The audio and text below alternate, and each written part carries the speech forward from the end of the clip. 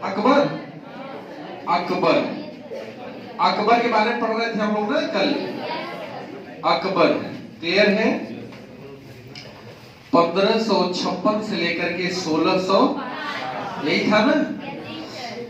बहुत सारी चीजें हमने अकबर की जो बेसिक चीजें थी, जन्म हुआ, कब हुआ, कहाँ हुआ, माता पिता का क्या नाम था, उसके समय शुरुआती चुनौतियां क्या थी, उन चुनौतियों से निकलने का प्रयास कर रहा है। और उस चुनौतियों में जो चुनौती थी बैरम खान की, उससे निकल चुका है। बैरम खान की क्या हो चुकी है? मृत्यु हो चुकी है। बैरम खान की पत्नी है सलीमा बेगम, उससे विवाह कौन कर लिया है? अकबर। और उसी सलीमा बेगम से एक पुत्र था अब्दुल रहीम, जिसे क्या करता है? खाना की कौन देता है? अकबर। ठीक है। हालांकि खाना की उपाधि उसको देता है गुजरात विजय के बाद। क्लियर है ना।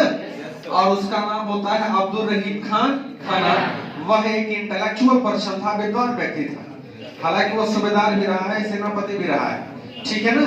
ये बातें हम लोगों ने देख ली थी। फिर हमने कहा था कि बैरम खान एक साइड था जिसका प्रभाव अकबर के ऊपर ज्यादा था, संरक्षक भी था, अभिभावक भी था।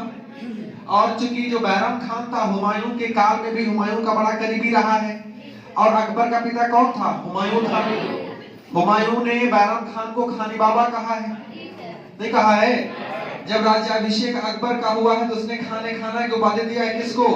बैरम खान को। वही उपाधि ट्रांसफर किया है उसके पुत्र अब्दुल। फिर हमने कहा था आपसे, इसके मरने के बाद जो हरम दल था, स्त्रियों और उसके सगे संबंधियों का एक समूह था। क्लियर है। और उस हरम दल का प्रभाव किसके ऊपर आता है? अकबर के ऊपर। 1560 से लेकर 1564 के बीच में। लेकिन हमने कहा था आपसे कि इस हरम दल की जो सबसे इंपॉर्टेंट मोस्ट पावरफुल महिला थी महाम अनगा। ठीक है। महाम अनगा के द्वारा ही, यानी कान भरने के कारण अकबर ने बैरम खान को पद से हटा दिया था और मक्का के लिए क्या कर दिया था? उसको भेज दिया था। हालांकि बीच में उसकी क्या हो गई? हत्या हो गई। लेकिन इधर हमने कहा था कि आपसे आदम खान किसका पुत्र था? महाम अनगा का। बड़ा भाई देखिए, माँ और बेटे का संबंध बड़ा मधुर होता है। अलग बात है कि बेटा का विवाह होने के बाद जब बहू आ जाती है तो थोड़ा सा कम हो जाता है। ठीक है। अब कम क्यों होता है? भगवान ने। लेकिन माँ और बेटे का संबंध बड़ा मधुर होता है। प्रथम जो अभियान था अकबर का 1561 का मालवा का अभियान, उस मालवा के अभियान में आदम खान ने अकबर के साथ विश्वासघात किया था। और उस विश्वासघात के बाद आपको पता है कि अनगा के दामाद अपने बहनोई की हत्या कर दी थी। और हत्या करने के बाद यह तलवार को लहराते हुए कहां पहुंचा? अकबर के दरबार में। अकबर ने कहा ठीक है कोई बात नहीं, इसका हाथ पांव क्या कर दो? बांध दो और ऊपर से क्या कर दो? फेंक दो। मर गया आदम खान भी, मर गया। और उसके बहनोई दोनों के शव कहां लाए गए? दिल्ली कुतुब मीनार के निकट क्या कर दिया गया? आगरा में उसमें बीमार कौन चल रही थी? महाम अनगा। महाम अनगा को बहुत संक्षेप में पहले बताया गया कि आपका पुत्र क्या है? बीमार है। तो फिर भी ठीक ठाक है। लेकिन जब उसे यह चला पता कि नहीं बीमार नहीं बल्कि क्या हो गया है? मर गया है। यानी उसे क्या हुआ? गहरा आघात लगा और 40 दिन के बाद उसे क्या हो गई? क्लियर है। अब 1562 में हरम दल से भी क्या पा लिया है? मुक्ति पा लिया है। ठीक है। अब क्या करेगा? साम्राज्य का विस्तार करेगा। अकबर इंडिपेंडेंट हो गया है ना। अकबर अब क्या हो गया है? स्वतंत्र हो गया है। किससे हुआ है? एक तो हुआ है बैरम खान से, बैरम खान से, और दूसरा हुआ है हरम दल से। हरम दल से मुक्ति हुआ है 1562 में और इनसे हुआ है 1560। अरे 61 में मरा है ना, लेकिन 60 में इसे क्या कर दिया था? निकाल दिया था। क्लियर है। अभी क्या करेगा? अभी जो है अपना साम्राज्य विस्तार करेगा। क्या करेगा? साम्राज्य विस्तार के क्रम में हम लोगों ने कर दिया था मालवा का अभियान। कौन सा अभियान था? मालवा का। मालवा जो है इसकी राजधानी कहां थी? सारंगपुर थे। और यहाँ का शासक था बाज बहादुर। कौन था? और इसकी पत्नी थी रूपमती। दोनों बड़े संगीत के प्रेमी थे, लेकिन ये बाज बहादुर भी संगीत का प्रेमी था आई रूपमती का भी क्या था, प्रेमी था। यानी संगीत और रूपमती में ही उलझा रहता था कौन, राज बहादुर। इसका मतलब मालवा का जो शासक है वो कमजोर है, अयोग्य है। इस बात का लाभ उठा करके अकबर ने अभियान किया कहां का, मालवा का, और क्या कर लिया, मालवा को अपने आप में मिला लिया। क्लियर है। अब देखिएगा सबसे जो चुनौती इसको मिल रही है, अब अगर मैं मैप की बात कर दूं तो अगर ये दिल्ली है, ये आगरा है, ये पूरा राजस्थान किसका है, राजपूतों का है। मालवा इसके कब्जे में आ चुका है। इधर जो गुजरात वाला पार्ट है ये भी इसको चुनौती देगा। क्यों नहीं देगा, क्योंकि आपको पता है कि ये बॉर्डर पे है, और बॉर्डर पे होने के नाते यहाँ से व्यापार जब होता है तो इसके पास धन धान्य ज्यादा है, ज्यादा है ना। एक बात और है कि अगर इसको दिल्ली से गुजरात आना है तो बीच में मालवा परेशान करेगा ना, तो मालवा को इसके दिन होना चाहिए, नहीं चाहिए, चाहिए एकदम चाहिए। ठीक है। अब देखिएगा कि इसका जो अगला अभियान होता है साम्राज्य विस्तार के क्रम में, वो होता है 1562 में आमेर का अभियान। कहां का होता है, 1562। आमेर का मतलब आज के समय में जयपुर है। जयपुर किसकी राजधानी है, राजस्थान की। और आमेर का शासक था उस समय भारमल। कौन था, भारमल का एक और नाम है बिहारी मल। क्या नाम है, और यह राजपूतों का एक वंश है, कछवाहा राजवंश। क्लियर है, कछवाहा। तो आमेर का राजपूत शासक कौन है, भारमल। किस वंश का है, देखिएगा इसी का एक भतीजा है सूजा। क्या नाम है, सूजा। और मेवात का शासक है मोहम्मद सैफुद्दीन। मोहम्मद सैफुद्दीन। उससे सूजा क्या करता है, कांटेक्ट करता है, किसको हटाने के लिए, कहां से हटाने के लिए, और जो मोहम्मद सैफुद्दीन था वह मुगल सूबेदार था। क्या था, यानी सैफुद्दीन का संबंध अकबर से है कि नहीं है, है। अब ये डर गए कौन, भारमल। ये कहां जाएंगे, अकबर की शरण में। कहां जाएंगे, और इसी समय अकबर 20 जनवरी 1562 को ये कहां जा रहा है, अजमेर, शेख नुरुद्दीन चिश्ती की दरगाह। और तब तक कौन भागा गया, भारमल। और क्या हो गया, अकबर के चरणों में नतमस्तक हो गया, यानी आत्म समर्पण कर दिया। कहा कि मुझे बचा लीजिए। और वहीं पे इसने स्वेच्छा से अपनी पुत्री का विवाह, जिसका नाम था हरखाबाई, जिन्हें जोधाबाई के नाम से भी हम लोग, एक मूवी थी जोधा अकबर, देखे है ना, ऐश्वर्या राय और ऋतिक, नहीं देखे जाके देख लीजिएगा एक बार, ठीक है ना, चीजें क्लियर हो जाएंगी। खत्म हो गया, कहाँ खत्म हो गया, सीरियल अब उतना लंबा कौन देखेगा, रोज टाइम निकालना पड़ेगा। ठीक है, मूवी देखिए, 2-3 घंटे 2.5 घंटे की मूवी है, बहुत सारी चीजें आपको क्या हो जाएंगी, क्लियर हो जाएंगी। ठीक है ना। देखिए कुछ चीजें जो हमें किताब नहीं बताती है ना, वो हमें मूवी बता देते हैं। ठीक है, इसलिए आप लोग मूवी हिस्टोरिकल नहीं देखते, हमको पता है कौन सी मूवी देखते होंगे आप लोग। ठीक है, चलिए आइए। इसने क्या कहा कि किससे विवाह कर लीजिए, हमारी पुत्री से। और अकबर ने क्या कर लिया, स्वीकार कर लिया। कहा ठीक है, कोई दिक्कत नहीं, इससे बढ़िया मौका नहीं मिलेगा। क्यों, क्योंकि विवाह तो होगा ही होगा, राजपूतों के साथ संबंध भी हमारे क्या हो जाएंगे, अच्छे हो जाएंगे। जब वहां से लौट रहा है अजमेर से 6 फरवरी 1562 को, तो राजस्थान में जगह है सांभर झील। सांभर, सांभर सांभर में इनकी बेटी से क्या करता है, विवाह करता है। और विवाह करने के बाद संबंध अब लगभग ठीक ठाक हो गया है। आमेर का ही एक पड़ोसी क्षेत्र था मेड़ता।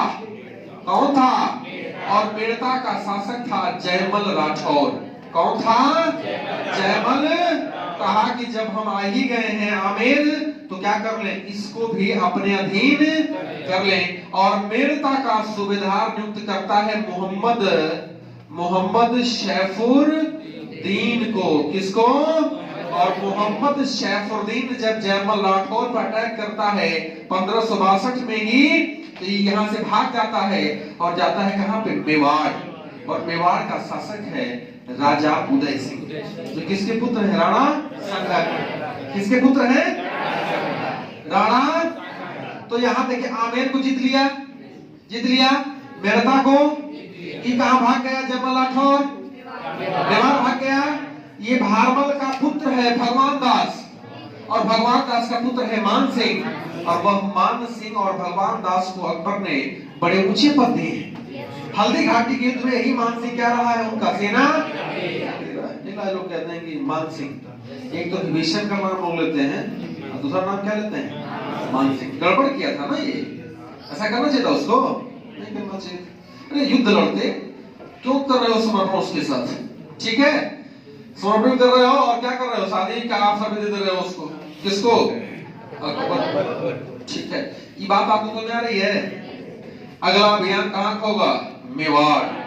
कहाँ का होगा, 1568 ईस्वी। कहाँ का अभियान है अगला, मेवाड़। अगला अभियान है मेवाड़, ठीक है।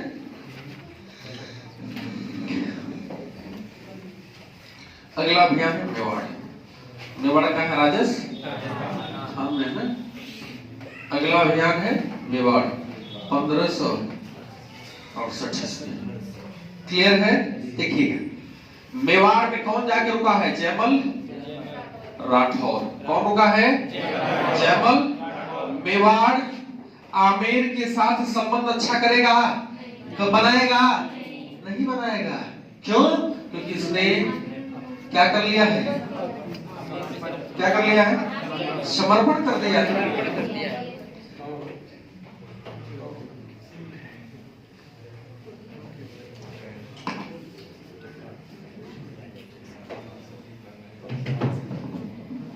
ठीक है, तो पहले से कौन है, जयमल राठौर पहुंच गया है। आमेर के साथ इसका संबंध इसलिए अच्छा नहीं क्योंकि अब पहले ही क्या कर दिया, वहां पे समर्पण कर दिया है।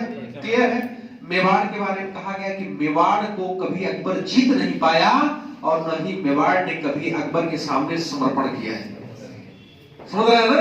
अब देखिएगा मेवाड़ का जो शासक था राणा सांगा का पुत्र राजा उदय सिंह। कौन थे, राजा। और इनका संबंध था राजपूतों का एक वंश है, सिसोदिया वंश। कौन है, सिसोदिया वंश है। कौन है, सिसोदिया वंश। क्लियर है। राजा उदय सिंह के खिलाफ इसने अभियान किया, लेकिन इसने समर्पण नहीं किया, समर्पण नहीं किया। लेकिन इनकी अचानक 1572 में क्या हो जाती है, मृत्यु हो जाती है। किसकी, उदय सिंह की। और जब उदय सिंह की मृत्यु होती है तो अगला शासक बनाया जाता है महाराणा प्रताप को। किसको, महाराणा प्रताप के बारे में आप जानते हैं कि घास की सूखी रोटी खाकर भी उन्होंने क्या किया, मुगल सेनाओं का सामना किया। क्लियर है। अब अगला शासक बने हैं कौन, महाराणा प्रताप। अब यही चुनौती कहां आ रही है, महाराणा प्रताप के सामने। क्या चुनौती है, मुगलों के अटैक का, मुगलों के अटैक का। देखिएगा महाराणा प्रताप की सेना के साथ अफगानों की सेना भी शामिल थी। किसके साथ, महाराणा। और अब महाराणा प्रताप की सेना का जो सेनापति था हाकिम खां सूर है। और इधर अकबर है, और अकबर का सेनापति है मान। सोचिए यहाँ शासक अकबर और हिंदू क्या है, सेनापति है। यहाँ हिंदू सेनापति है तो यहाँ मुसलमान क्या है, सॉरी हिंदू शासक है तो मुसलमान सेना। समझ रहे हैं। ये जून है, ये समय है 18 जून 1576 का। 18 जून 1576 का एक युद्ध होता है हल्दी घाटी का। बड़ा फेमस युद्ध है, हल्दी घाटी का युद्ध है, हल्दी घाटी का युद्ध है। और इस युद्ध में अकबर एक तरफ है, एक तरफ कौन है, महाराणा। हालांकि महाराणा प्रताप हारते जरूर, लेकिन फिर भी यह मेवाड़ पर कब्जा नहीं। गुरिल्ला युद्ध के माध्यम से फिर भी यह युद्ध लगातार जारी रहता है। ठीक है, इसमें देखिएगा जो महाराणा प्रताप हैं, इन्होंने अपनी राजधानी मेवाड़ जो थी पहले चित्तौड़, अब चित्तौड़ न होंगे कुंभलगढ़ थी। कहां थी? यानी जब महाराणा प्रताप गद्दी पर बैठते हैं तो ये मेवाड़ की राजधानी कहां बनाते हैं? उसके पहले कहां थी? चित्तौड़। हालांकि चित्तौड़ पर कब्जा अकबर ने पहले ही कर लिया था, इसलिए राजधानी अब वो नहीं रहेगी और राजधानी क्या बन गई थी? कुंभलगढ़। कहा जाता है कि महाराणा प्रताप के साथ जो घोड़ा था उसका एक पैर युद्ध में घायल हो गया था, फिर भी वो 3 पैरों के साथ महाराणा प्रताप का अंतिम समय तक साथ दिया है और उसका नाम था चेतक। नाम क्या था उसका? चेतक। और हाथी का नाम था राम प्रसाद। हाथी का नाम क्या था? राम प्रसाद। यानी फिर भी मेवाड़ को यह अपने अधीन नहीं कर पाया। कहा गया कि 1597 ईस्वी में एक धनुष पर तीर चढ़ाते समय घायल हो जाते हैं और इससे क्या होगी इनकी? किसकी? महाराणा। और 1597 ईस्वी में इनका पुत्र है अमर सिंह। कौन है? अमर सिंह। वो शासक बनता है अमर सिंह, और अमर सिंह अपने पिता की राह पर ही चलता है। मेवाड़ को कभी भी अकबर के सामने झुकने नहीं देंगे। और हालांकि अकबर ने अपने पुत्र सलीम के नेतृत्व में अभियान भेजा मेवाड़ का, लेकिन उसको भी सफलता। क्लियर है? ये रहा है मामला मेवाड़ का। इसके बाद देखिए इंपॉर्टेंट जो इसकी विजय है वो है गुजरात की। किसकी है? गुजरात की है। आ रहा है समझ में? नहीं गया तो क्या किया जाएगा? इतना मेहनत करने के बाद भी अगर आपको समझ में न आए, ये परेशानी किसकी है? आपकी कि हमारी है?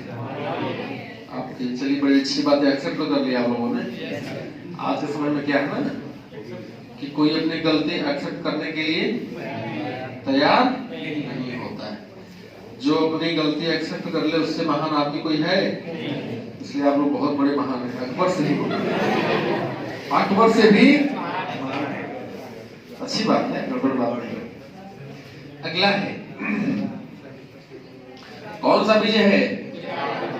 गुजरात 1572 से 73। 1572 से, हालांकि गुजरात को अंत में जाके 1584 में विजय किया गया है। बता रहे कैसे? देखिएगा, कहा गया कि पहली बार अकबर जब गुजरात अभियान पे गया था तो समुद्र को देखा था। यह है खंभात की खाड़ी। खंभात की, और इसी खाड़ी में एक पोत पर बैठ करके समुद्र विहार किया था। किसने? अकबर। लोग कहते हैं कि पहली बार समुद्र को देखा था। अब देखिएगा, इसको कहां का अभियान करना है? गुजरात का। क्यों करेगा गुजरात का अभियान? क्यों? क्या रीजन है? हमने कहा ये बड़ा समृद्धशाली स्टेट था, व्यापार भी होगा तो धन धान्य भी इसी के पास होगा, बंदरगाह भी इसी के पास होंगे। लेकिन आपको पता है कि टाइम किसका है? 1572-73 का। पुर्तगाली धीरे धीरे पैर अपना भारत में जमा रहे हैं, और जमा रहे हैं तो पुर्तगाली लूटपाट भी कर रहे हैं। लूटपाट करना है ना, एक भय माहौल का पैदा करना, भय पैदा करना। ये क्या करते थे कि जो लोग मक्का जाते थे, जो जहाज जाते थे मक्का, उसको लूट लेते थे। कौन? पुर्तगाली। ठीक है, समृद्ध स्टेट तो था ही। एक कारण और था कि गुजरात, अगर आप देखिएगा तो दिल्ली को हमेशा चुनौती दिया है। नहीं दिया है? दिया है। चाहे अफगानों के संरक्षण को लेकर के हो, चाहे गुजरात को एक इंडिपेंडेंट स्टेट बनाने की बात हो, बार बार ये दिल्ली को क्या किया? चुनौती दिया है। अब गुजरात का अब कहां चलेगा अकबर? गुजरात की ओर। और जब गुजरात को रहेगा तो यहाँ का शासक है मुजफ्फर शाह तृतीय। मुजफ्फर शाह तृतीय है। कौन है? मुजफ्फर शाह तृतीय। क्लियर है? आता है और क्या करता है? गुजरात को जीतता है, और जीतता है ये क्या करता है? गुजरात को छोड़ देता है, छोड़ देता है। फिर पकड़ा जाता है और इसको क्या बनाया जाता है? बंदी। कौन बन गया? ये जो बंदी बन गया, ये कहां जाएगा? फिर दिल्ली जाएगा अकबर ना, तो जाएगा तो आगरा के निकट 1573 में एक नगर फतेहपुर सीकरी। देखिएगा, मैं बता दूं आपसे, आप जो किताब पढ़ते हैं, लुसेंट पढ़ते हैं, उसमें 1571 दिया हुआ है, ठीक है ना, उसको आप बहुत मत मानिएगा। 1573 है, जो 30 बुक्स है उसमें कितना है 1573, ठीक है। 1573 में क्या करता है, फतेहपुर सीकरी की स्थापना करता है और क्या करता है, राजधानी का ट्रांसफर करता है। कौन? अकबर। अब राजधानी कहाँ गई? फतेहपुर सीकरी। इधर बंदी कौन बन गया है? मुजफ्फर शाह। ये कहाँ का शासक है? लेकिन कहा गया आजकल बंदी भी बड़े चालाक हैं, सुरंग बना के निकल जाते हैं जेलों में से। ये फरार होता है 1783 में, सॉरी 1583 में। ये क्या नहीं, सॉरी 78, सॉरी 1578 में ये जेल से क्या होता है, फरार होता है। जेल से क्या होता है, और फरार होने के बाद ये क्या करता है, अहमदाबाद जो उस समय राजधानी थी गुजरात की, क्या किया, उस पे अटैक कर दिया। क्या कर दिया? किसने कर दिया? इसके बाद फिर गुजरात मुगल की हाथ से क्या हो गया, बाहर हो गया। अब जब बाहर हो गया तो अकबर ने अब्दुल रहीम को सेनापति बना के कहा भेजा, गुजरात अभियान। और गुजरात अभियान को अब्दुल रहीम ने जीता है, और इसको जीतने के बाद इसे ही तभी खाना के क्या दी गई, इसको उपाधि दी गई है। तो अब पूरा नाम क्या हो गया इसको, इसका हो गया अब्दुल रहीम खान। किसका पुत्र था? बैरम। इसकी माँ का नाम क्या था? सलीमा बेगम। सलीमा बेगम से फिर विवाह किसने कर लिया था? इसी गुजरात विजय को स्मिथ ने कहा है कि अकबर का जो यह विजय है सबसे द्रुतगामी विजय, द्रुतगामी। यानी 72 में गया, वापस आ गया 73 में। बहुत सारे ऐसे युद्ध किया है जहां 6-6 माह 10-10 माह तक डाला है घेरा, कुछ अचीवमेंट क्लियर है। अब पहली बार समुद्र को कहां देखा था, किस अभियान के तहत? गुजरात। गुजरात अभियान के बाद बंगाल का अभियान करता है, क्लियर है। देखिएगा अकबर के 3 पुत्र थे, मुराद, सलीम, दानियाल। दानियाल कितने थे पुत्र? मुराद, सलीम, दानियाल। जो सलीम था यही जोधाबाई के गर्भ से पैदा हुआ था। जोधाबाई किसकी पुत्री थी? ये बिहारी मलकी, बिहार मलकी। मुराद और दानियाल इसके 2 अलग अलग उपपत्नियों से पैदा हुए थे, लेकिन 1599 में किसकी मृत्यु हो गई? मुराद की। और 1604 किसकी होगी? दानियाल की। तो बचा कौन अकेला? यही बचा ना। तो कहा गया कि मुराद और दानियाल अतिशय शराब पीने के कारण की क्या हो गई, समय से पहले ही मृत्यु हो गई। अगला कौन हुआ उत्तराधिकारी? सलीम। सलीम का मतलब जहां, और इसकी 3 पुत्रियां थी। कितनी पुत्रियां थी? एक थे शुक्रुन्निसा, शुक्रुन।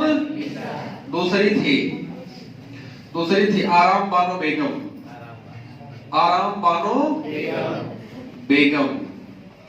और तीसरी थी सुल्तान बेगम। क्लियर है। एक 3 पुत्री और 3 पुत्र। 3 पुत्र में अकेला कौन बचा?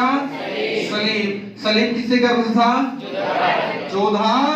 और जोधाबाई किसकी पुत्री थी? अब देखिएगा साम्राज्य विस्तार कर लिया, कोई दिक्कत नहीं है। साम्राज्य विस्तार करने के बाद कुछ इसके सांस्कृतिक उपलब्धियां भी हैं, कल्चरल अचीवमेंट्स। जैसे अगर मैं कह दूं कि चित्रकारी यानी इसके दरबार में चित्रकार था एक अब्दुल समद। इसके अलावा दसवंत और बसामन भी थे। क्या थे? प्रमुख चित्रकार थे, दसवंत और बसामन। इसके दरबार संगीत का यह प्रेमी था। क्या था ये? संगीत का। और संगीत के प्रेमी होने के कारण इसके दरबार में तानसेन, सुने ना? तानसेन ध्रुपद गायन शैली के प्रणेता भी हैं। तानसेन, इनके बचपन का नाम था रामतनु पांडे। इनका जन्म 1506 में ग्वालियर में हुआ था, और उस समय ग्वालियर का शासक था रामचंद्र। उन्हीं के दरबार में गाना गाते थे। कौन? तानसेन। तानसेन की ध्रुपद गायन शैली की कुछ कृतियां हैं, जैसे मियां की टोही, मियां का मल्हार, मियां का सारंग, दरबारी कांगड़ा, किसका है? तानसेन का। तानसेन को अकबर ने कंठाभरण वाणी विलास की उपाधि दी। क्लियर है?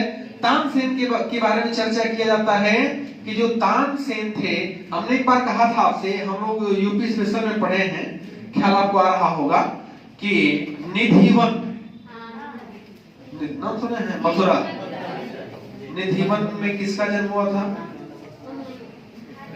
हरिदास, स्वामी हरिदास। स्वामी हरिदास का शिष्य कहा जाता है तानसेन। हालांकि फिर आगे बताया गया कि नहीं, तानसेन और जो स्वामी हरिदास थे, ये दोनों शिष्य हैं मानसिंह तोमर का। ठीक है, लेकिन फिर कहा गया कि स्वामी हरिदास को बहुत प्रयास किया अकबर के आए हमारे दरबार में गाना गाएं, लेकिन उन्होंने जाने से क्या कर दिया। एक बार अकबर खुद उनके कुटिया तक चल करके गया था कि नहीं हम जाएंगे, उनको लेकर के आएंगे, लेकिन स्वामी हरिदास ने कहा कि नहीं, हम किसी शासक के लिए नहीं गाते हैं, हम अपने आराध्य के लिए गाते हैं। क्लियर है? और वहां से वो वापस चला आया। कौन? अकबर। आपको पता है एक हम लोगों ने नवरत्न की चर्चा की है कहां पे? गुप्त साम्राज्य में, ये ना, और एक नवरत्न कहां मिल जाएंगे? अकबर के दरबार में। नवरत्न का मतलब नौ, रत्न का मतलब आभूषण, आभूषण का मतलब बहुमूल्य है। मैं कहता हूं हीरा और चांदी, तो किसको आप लेना पसंद करेंगे? अरे फ्री में मिलेगा तब ना, फ्री में मिलेगा तब ना, और अगर देना होगा पैसा तो चांदी लेंगे। नहीं, चांदी सस्ता है ना, हीरा महंगा है। सोचिए, रत्न बहुमूल्य आभूषण, इसका मतलब जो लोग भी रहे होंगे सब अपने अपने फील्ड में बड़े बहुमूल्य रहे होंगे। जिसमें कौन कौन रहा है? नौ लोगों में, नौ रत्नों में कौन कौन रहा है? अकबर थोड़े नौ रत्नों में शामिल है, बिरबल था। हवा में तीर नहीं मारा हम लोग। चलिए देखिएगा, पहला था अबुल फजल, दूसरा था फैजी, इसका बड़ा भाई था, तीसरा था तानसेन, चौथा था बीरबल, मुल्ला दो अब्दुल रहीम खान, फकीर अजीउद्दीन, आठवां टोडर मल। ठीक है, और तो तानसेन हो गया है मान सिंह। ये क्या है? नौ रत्न। किसके दरबार के हैं? अकबर के।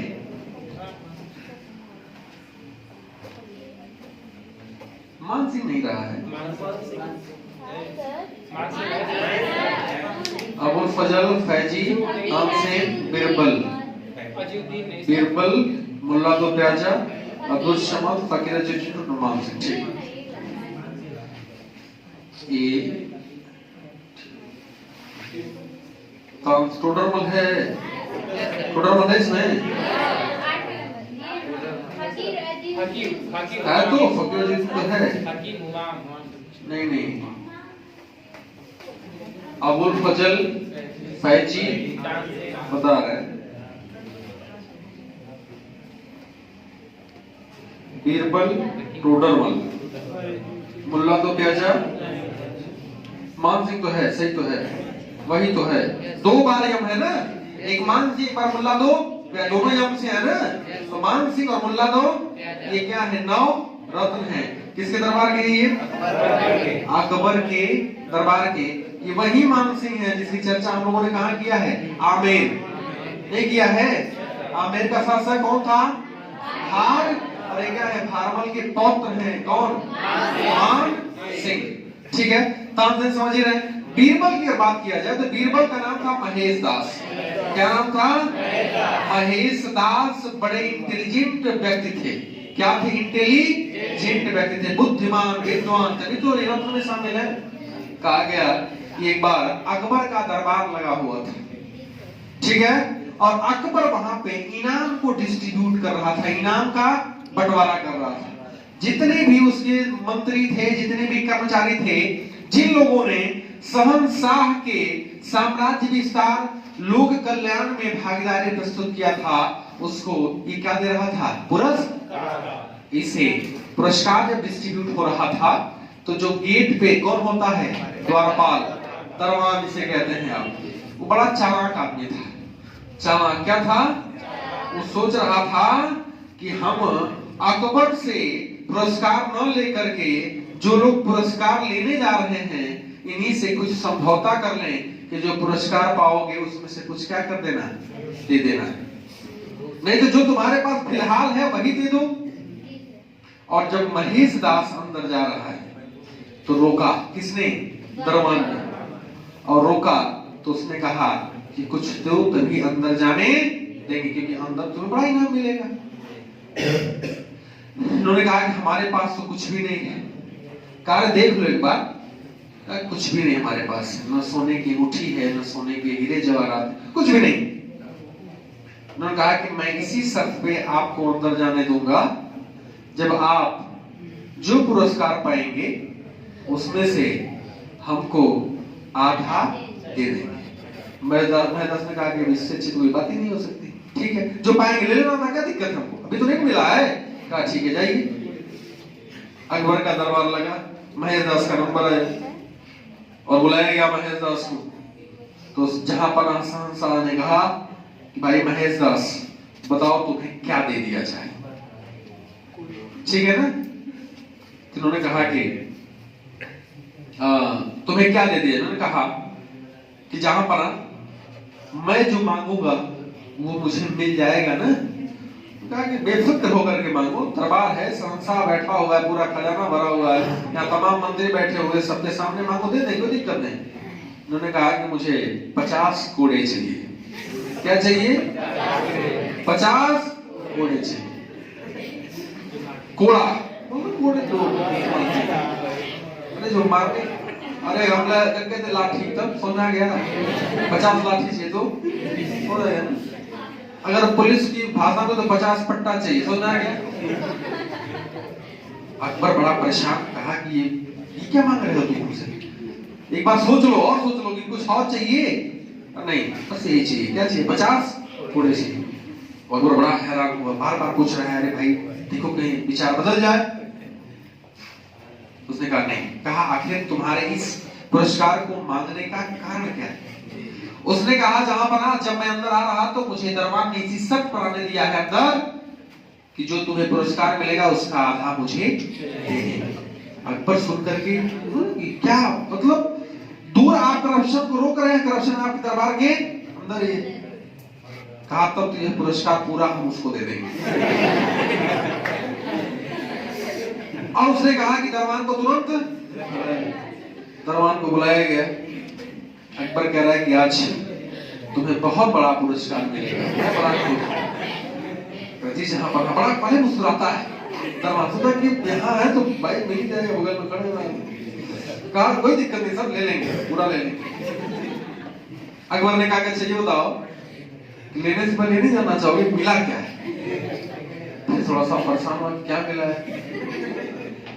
कहा कि इन्होंने अपने इनाम के लिए 50 कोड़े की राशि की मांग की है, और मैं ये सोच रहा हूं कि यह पूरे की पूरे तुम्हें दे दी जाए।